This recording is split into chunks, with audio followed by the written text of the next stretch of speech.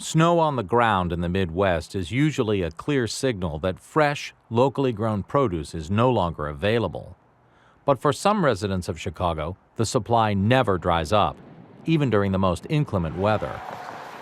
On the south side of the Windy City, David Ellis and his business partner Eric Roth have joined several entrepreneurs who are pushing back against Old Man Winter. This all started with a vision for capitalizing on a need in the marketplace, and that need was locally sourced produce. What we saw was just that there was a demand for it, and that demand was only growing at an all-time high and only growing. And in the Midwest, the source for it was very minimal, almost non-existent, other than the summer months. So for a year-round production company, there was a gap in the marketplace that we felt we could capitalize on. To take advantage of that gap, the pair, along with a silent partner, invested more than $150,000 of their own money to market microgreens, leafy vegetables, and fish under the name Greens and Gills. Their secret weapon against bad weather stopping food production is aquaponics, a closed-loop system that uses water cycled between fish tanks and plant beds. And to maximize the use of their 4,500 square feet of space, a portion of the product is grown on shelves, adding a vertical component to the operation. By being located in Chicago, orders for fresh greens can be filled in as little as a few hours, while the fish are ready for sale every 6 weeks. Selling the greens has actually been easier than the fish because chefs in the metropolitan area have difficulty balancing the purchase price against the cost of processing. Greens and Gills is the first licensed aquaponics farm in the city of Chicago and just celebrated its first anniversary in January. But long before the first pipes were connected, Ellis poured 2 years into research and development. The pair credits some of their success to a distinct division of labor. Roth handles nearly all of the production, while Ellis oversees the marketing. The produce from Greens and Gills' vertical fields are marketed through a food distributor as well as directly to upscale restaurants located in Chicago's downtown business loop. Chefs sometimes can be hard to get in touch with, but it's on me to just cold call them. You know, I walk in the door, I come in with a cooler with microgreens and fresh cut basils and French sorrel and lettuces, and generally their first inkling is another vendor calling on me to try to get another product in here. But when my opening line is, I'm David Ellis, I co-own and operate an indoor urban farm right here in Chicago, they're usually pretty receptive to at least see what I have and do a tasting and talk from there. The chefs at Sienna Tavern were one of Greens and Gills' first customers.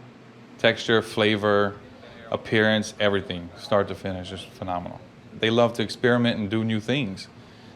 So every now and then Dave will come around, and it's that one-on-one interaction with the farmer that goes that much further. Greens and Gills is located in an unlikely place, the basement of a remodeled meatpacking plant.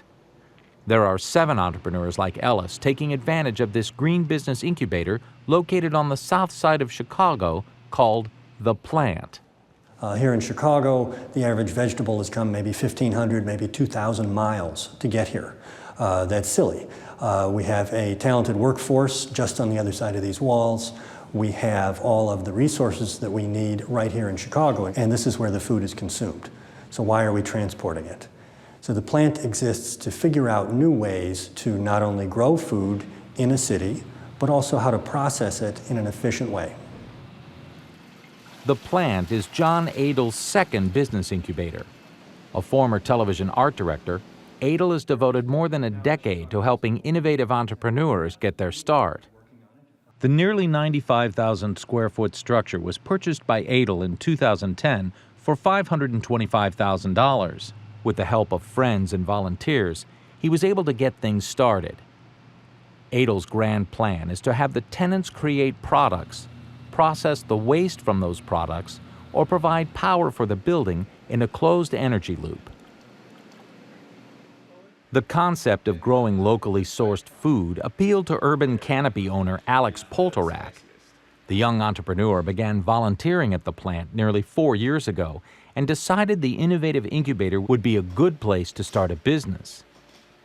After investing $100 in some wheatgrass seeds, Poltorak began selling product out of his home to area juice bars. In 2011, he brought his new business to the basement of the plant and eventually moved upstairs to a 700-square-foot vertical farming space.